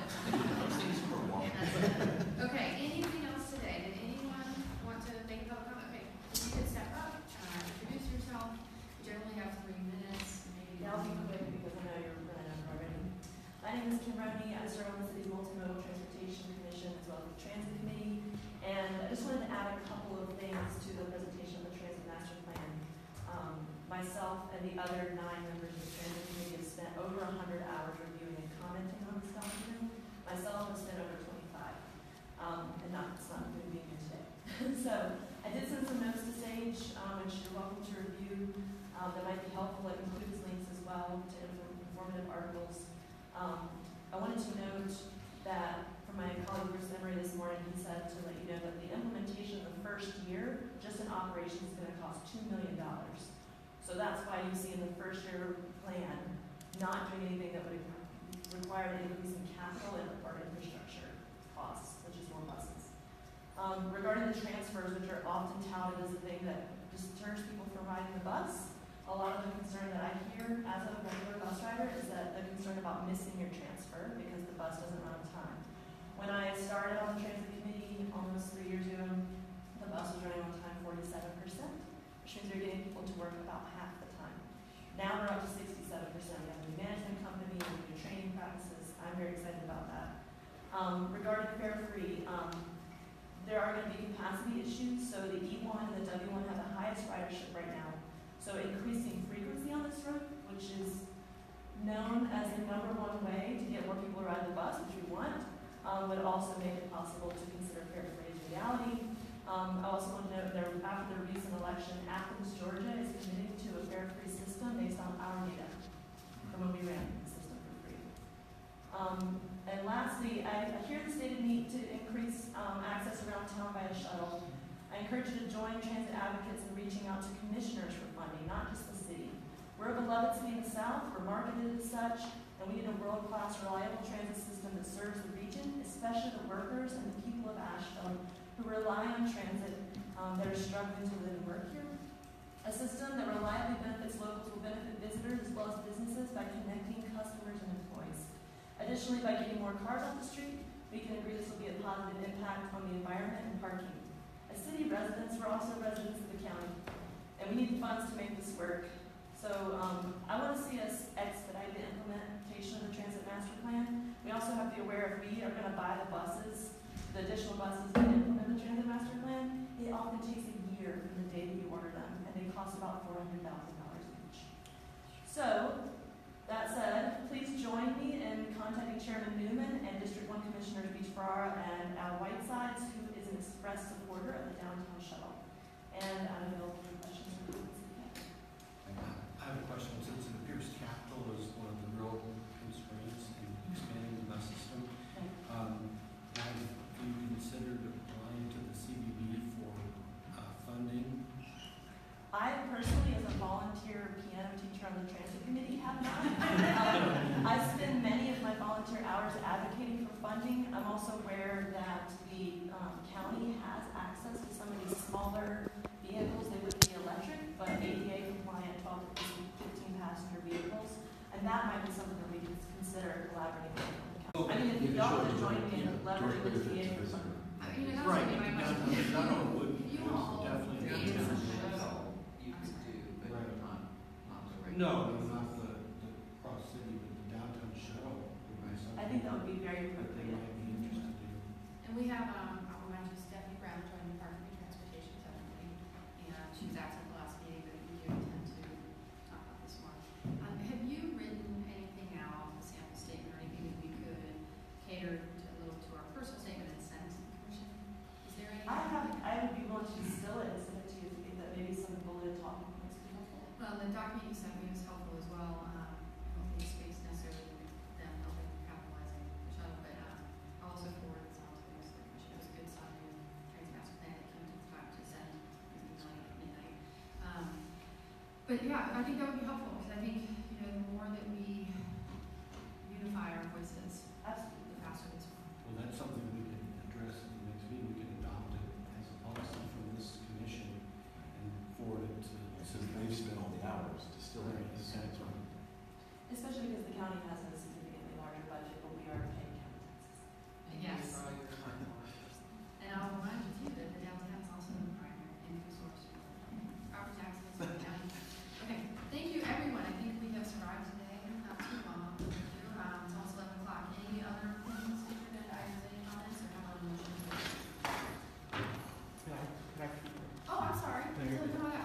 I just decided I wanted to. I'm so sorry.